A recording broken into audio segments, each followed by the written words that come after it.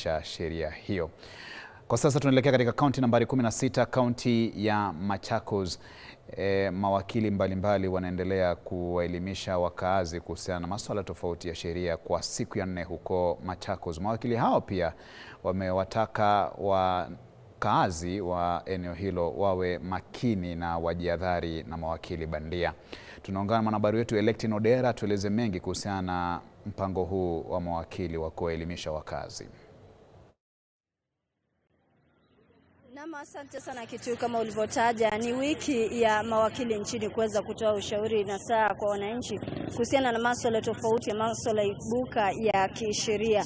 Kutoka Jumatatu, mawakili katika kaunti ya Machakos wamezunguka katika vituo tofauti kuhakikisha kwamba wanawanasa hao wananchi, kuwapa ushauri na saa. Kuna wale wananchi ambao kidogo Kitu, utakumbuka kwamba wapo na kesi ili hali hawajawahi tafuta huduma za mawakili.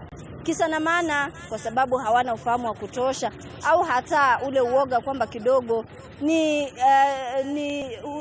tajriba ama kazi ambayo kidogo siku hizi imeweza kushamiriwa pia na wale wanaotajwa kuwa mawakili bandia. Kwa hivyo ni baadhi ya vijisababu ambavyo kidogo vinafanya wananchi kadhaa ama wananchi wengi kukosa kupata huduma za mawakili. Sasa nataka tuweze kuzungumza na mawakili katika eneo hili ambao wanaongoza shughuli nzima katika mji huu wa Machakos kuweza kujua basi siku hii, je, ni kesi zipi ambazo wanapata kutoka kwa wananchi wanaokuja hapa siku ya leo, na pia huduma hii ambayo inatolewa bure kwa leo kutoka siku ya Jumatatu wanawashauri vipi wananchi, na je pia wanakabiliana vipi na hii changamoto kwamba kumekuwepo na mawakili wanaotajwa kuwa mawakili bandia. Asante sana wakili kwa kuweza kutenga muda wako kusema na sisi unapojiunga live na K24. Tuambie, siku ya leo ni siku ya 4, sio? Ni wananchi wa Machakos wamekumbatia wiki hii ya kuweza kutoa huduma za bure za kutoa ushauri na saa kwa wananchi wanaokuja na kesi tofauti katika jimbo hili la 016. Kwa majina naitwa wakili Mutava, niko base hapa Machakos. Kutoka tuanze hii shughuli siku ya Monday, tulianza na idadi dogo sana ya wananchi ambao tulianzia hii shughuli kutoka kule kotini, lakini vile tumekaribisha shughuli yenyewe huku kwa wananchi kwa public areas within the town, tumeona namba zimeweza kuongezeka, watu wameweza kujitokeza ili kujaribu kupata sheria na mambo ambayo yanawatatiza kisheria. Kwa hivyo ni kesi gani hizi ambazo umeona kwamba ni kesi za kawaida kwa wananchi ili hali hawajaweza kukuja ama kutafuta huduma za mawakili? Kesi mingi ni za ugawi wa mali na za mashamba. Ndio kesi ambazo tumeweza kuona ziko na tashwishi sana, na wananchi wengi ndio wanaweza kuuliza maswali kuzihusu. Ndio. Na unadhani kwamba kidogo wananchi wengi ama baadhi ya wananchi bado wanaogopa kupata huduma za mawakili? Ndio, wananchi wengi wanaogopa kwa sababu wanadhani services za mawakili ni expensive sana ama bei iko juu.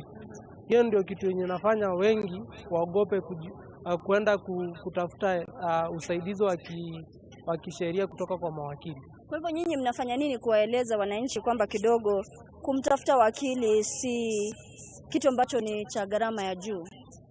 Ile tunawahimiza ni kwamba mawakili tunakuanga na ile tunaitanga pro bono services. Si kesi zote tunalipisha, na kikundi chetu cha Law Society kina tuhimiza tukue tunachukua kesi zingine tusaidia wananchi, atulipishi, tunafanya bila kulipisha, na hiyo wananchi wengi hawajui. Si kesi zote zenye mawakili unaona kotini wanafanya wanakuanga wamelipa, zingine inakuanga ni kujitolea kusaidia wananchi. So ukizungumzia pro bono services, sijui hizo ni kesi gani kwa mwananchi wa kawaida ambaye anakutazama siku ya leo? Pro bono services ni kesi ambazo tunasaidia mwananchi bila kumlipisha shilingi yoyote. Kesi yoyote tu. Kesi yoyote, sana mingi zenye tunafanya pro bono sana ni za criminal. Kesi zina touch on watoto, mambo ya child custody maintenance, watoto ambao wako na conflict na law, tuseme wenye wamefanya uhalifu. Hizo ni kesi mingi ambazo tunasaidia wananchi bila kuwalipisha. Na pia hizi za ugavi wa mali ama succession, unapata watu wengi ni wazee sana na hawana huo uwezo, na hizo tunawasaidianga pia. Unaweza pata ni mtu mzee hana uwezo wa kutafuta wakili, kama wakili unachukua hiyo jukumu kumsaidia kumrepresent katika koti. Haya, tunaangalia kwamba kumekuwepo na mawakili gushi ama mawakili bandia hapa nchini. Sijui nyinyi mnafanya vipi hakikisha kwamba mnakumbana na hilo, manake najua wewe ni mwanachama wa Law Society of Kenya, na pia mwananchi atafanya nini ndiposa ajue kwamba huyu wakili anayeshughulikia kesi yangu ni wakili ambaye ameidhinishwa na Law Society of Kenya na huyu wakili ni wakili bandia? Swala ya mawakili bandia imeendelea kuongezeka na kushamiri katika hizi area zetu. Law Society imeweza kuweka mikakati ambayo inasaidia wananchi ili kukagua ni wakili mgani ni halali na ni mgani ni bandia. For example, kuna website ya Law Society of Kenya. Wakili ukienda kwa wakili na akwambia yeye ni wakili, muitishe kitu ya kwanza, tuko na identity card ambao ni specific. Kila wakili ako na nambari yake ya usajili ambao ni tofauti na wakili mwingine. Pia wakili akikupea jina yake, unaenda pale kwa website inaitwa Law Society of Kenya. Website unaweka LSK search engine, unaweka hiyo jina ya huyo wakili, itakuletea majina. Kama itakuletea hiyo jina kama ako registered, hiyo jina itajitokeza pale. Utaona pia kama ako na stakabadhi ambazo zinamwezesha kufanya kazi kama wakili, kwa sababu kila mwaka tunachukua leseni ya kufanya kazi. Ukienda kwa website itaonyesha ako active. Kama ako na leseni inaandika ako active, kama hana leseni inasema ako inactive, na kama aliondolewa katika orodha ya mawakili itasema ako struck out. Hivyo ndo unaweza kuverify kama wakili ambayo una deal na yeye ama anakufanyia kesi ni wakili halali. Na pia katika eneo letu la Lower Eastern tuko na ofisi yetu ambayo iko hapa within Machakos town. Kama mtu amejitokeza kama wakili akusaidie kesi na unamshuku, unaweza enda kwa hiyo ofisi. Tuko na register mawakili wote, sana sana wenye wanafanya Lower Eastern inashika Garissa, Kitui, Makueni, Machakos na Kajiado. Tuko na register mawakili wote ambao wako katika hii eneo. Wote ni kama wangapi hivi? Kwa sasa tuko na mawakili zaidi ya 150. Lower Eastern. Okay. Utaambiaje wananchi, tukimalizia kwa dakika moja, wakati ambapo mnatoa huduma za bure za kisheria kwa wananchi hasa katika kaunti hii ya Machakos, shughuli ambayo mnamaliza kesho? Tunahimiza wananchi wajitokeze, wachukue hii fursa, waulize maswali yote ya kisheria ambayo yamekuwa yakiwatatiza. Hii shughuli itaishia kwa public, itaisha kesho, ambao tutaenda prisons, Machakos prisons, kusaidia wafungwa huko. Lakini haimaanishi tutaacha kupeana hizi shughuli ama hizi services kwa wananchi. Yenye tunawahimiza, ukienda kwa ofisi ya wakili yoyote hii mwezi ya Oktoba na siku ingine yoyote, tunakuanga na hiyo space ya kuulizwa maswali na client. Ndio ukishamjibu ataamua whether atakupea kazi umsaidie. Ile kama hana uwezo, mnaweza sikizana vile unaweza msaidia pia. Asante sana wakili Mutava. Kitu natumai kwamba umeweza kusikia vizuri. Ni wewe juzi ulikuwa unaniuliza kwamba una kesi na unashinda utampata wapi wakili.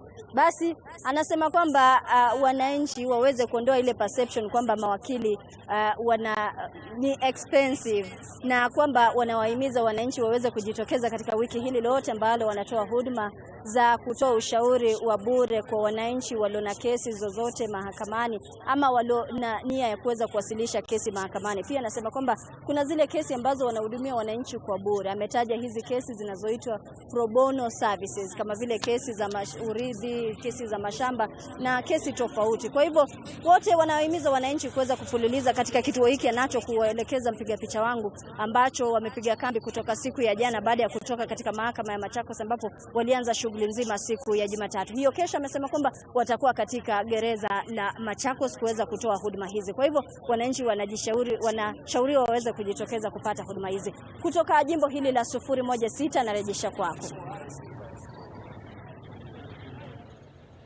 Na asante sana Election Odera kwa kazi hiyo nzuri hapo ambao unaifanya pamoja na mawakili ambao wanaendelea kuwaelimisha wakazi katika kaunti ya Machakos kuhusiana na haki zao na zaidi kuhusiana na kutafuta sheria ya mahakamani. Ndio wako mawakili wa kujitolea na mmoja pia yuko hapa studioni na kuzungumzia kuhusu Nordin Kagai. Tutakuwa tunazungumza naye baadaye kuhusiana na masuala mengine ya sheria humu nchini. Lakini kwa sasa tunaelekea katika kaunti 001, kaunti ya Mombasa. Wadau katika sekta ya utalii wanakutana na waziri wa utalii Rebecca Miano kuzungumzia kuhusu mikakati ya kuimarisha utalii. Tusikize kinachoendelea huko Mombasa. Capacity building and position Kenya with that niche market of capacity building, and we'll keep you informed. You're also aware that about a week or a week and a half ago, we launched the strategic plan for the tourism fund together with a revolving fund for training that will be available to the sector. And I think that was a good achievement. And for those who participated in the Magical Kenya Travel Expo, that's another event that was successful, and we managed to invite dignitaries, including our head of state and others internationally, and will continue placing that event and our country at the highest level. We also have the One Tree, One Tourist for sustainability and for those who value climate change and other issues. There is good uptake, and finer details are also available.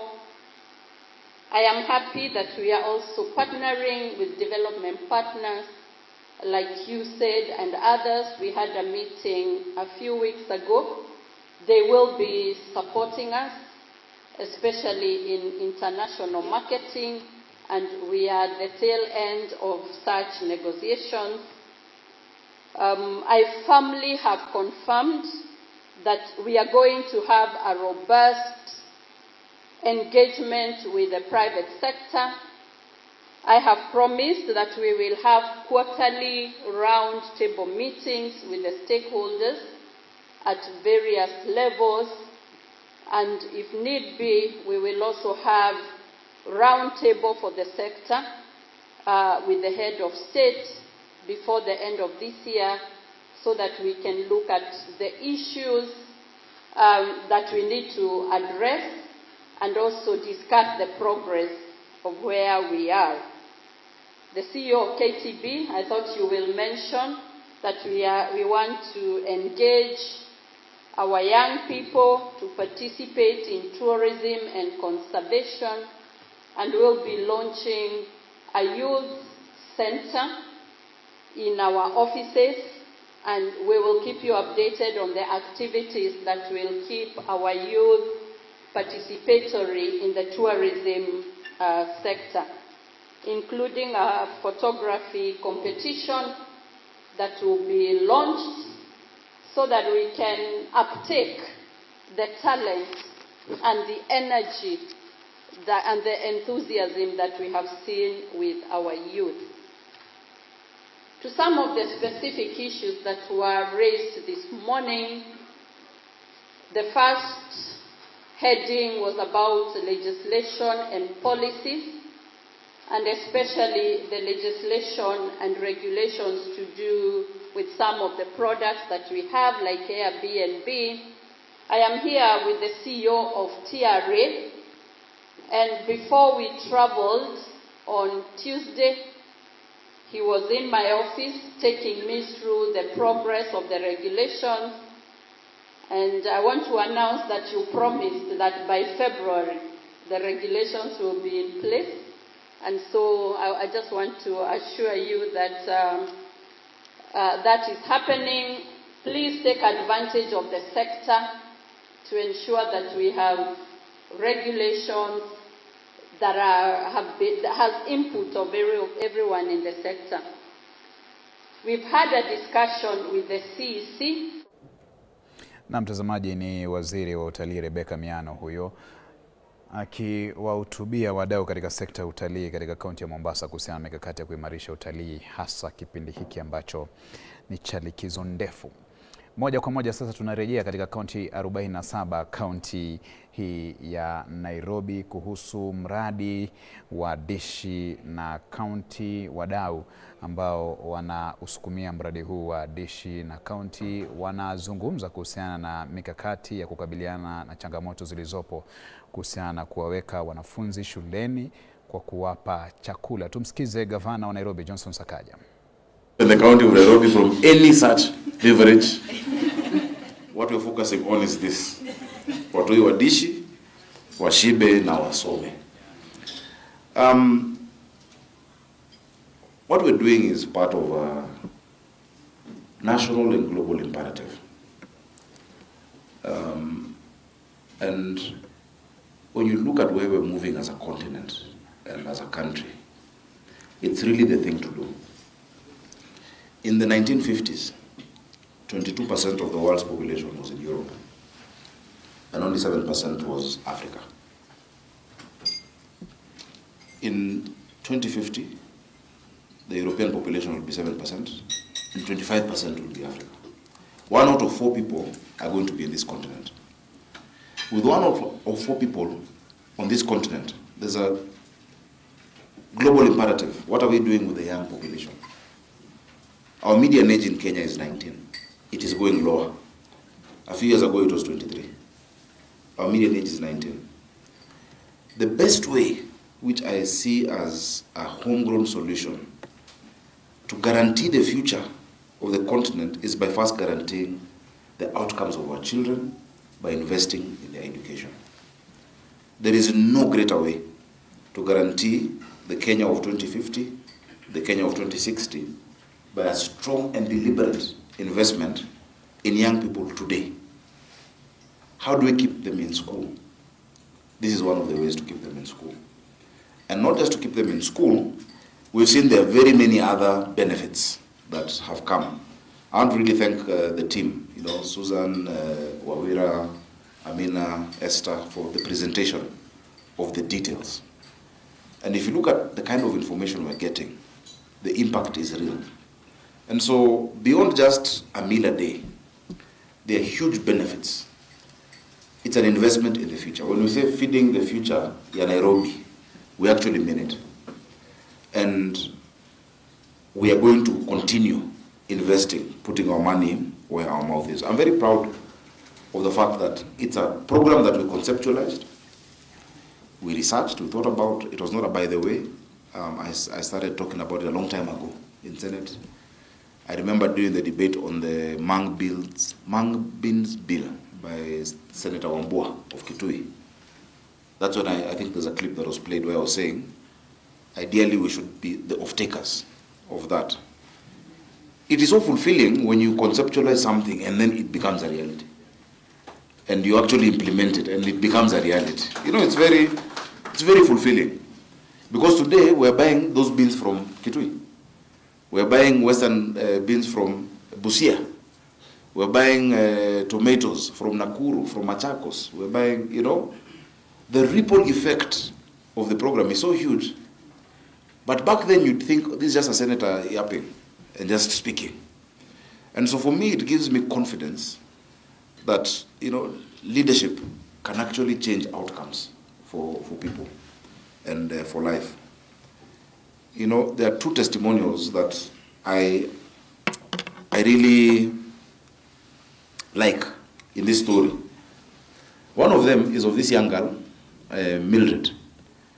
In January when we were giving our bursaries, and scholarships. This young girl has gone to Form 1. She's wearing her uniform, but she's wearing this watch. So we wonder, why is she wearing this watch? So Mildred had been, she's an orphan from New Kimbuini Primary School. She used to perform dismally because she was in school once or twice a week. She was not in school consistently because when there's no food, she'd have to go to Kangemi market to sell a few things. She would have to help her grandmother. But for the first time, phase 1, third term last year, when we started, New Kimbuini was one of the first schools. Meaning, she was in school every single day. Because of being in school, just being in school every day, you know, we think we don't know it's a luxury for some people to be in school every day. Just because of being in school every day, she was able to be part of the top performers in Nairobi and was called to Loreto Limuru. I always confuse it with Msongari. Loreto Limuru. And she said she will never remove the watch. So you need to keep replacing her watch. Ikiisha, munampatia ingine, because you're not feeding Loreto. But you know, that tells you, you've changed the outcomes of that girl forever. You've changed. Because she would not have been able to go to that kind of school. Maybe she would not have gone to secondary school. And maybe her life would now stay just around there in Kangemi. But she'll be a doctor tomorrow. She can be a lawyer. She can be an engineer. And now that is a story that is not in isolation in the city. There are 300,000 children. Maybe out of those you can say half were like her. Because the research we're conducting is telling us a lot. That close to, is it 90% of those who are caregivers have been earning less than 10,000, you know. That they actually really need this program. They actually really need this program. The second testimonial is one you've seen as well. You've seen it. Of course, there was that lady who wanted work. She had not worked for 6 years. She came from Bungoma. Her children at Babadogo. And then one day, I went to the school. The kids come home running, saying, Sakaja was here, anasema kuna kazi. So she started working on the mjengo. Akafanya kazi ya mjengo, she worked on the mjengo. Now she's there. There are two ladies. The one they showed is a chef, a cook. This other one is a server.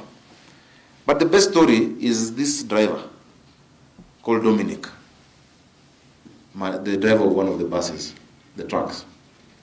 He says that whenever he drives from the central kitchen at Toi for the schools in Kibra constituency.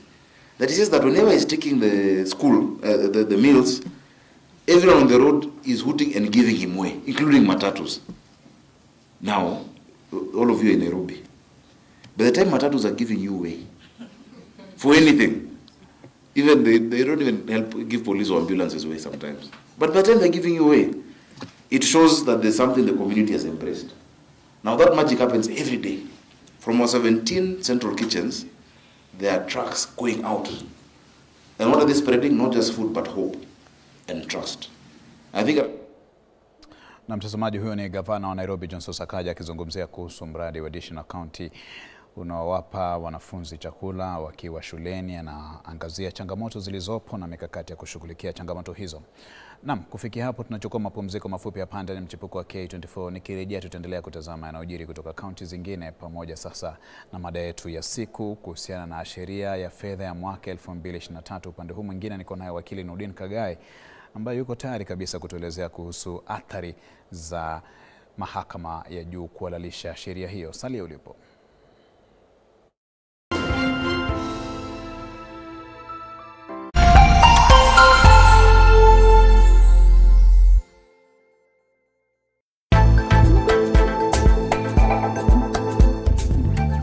We interrupt this program to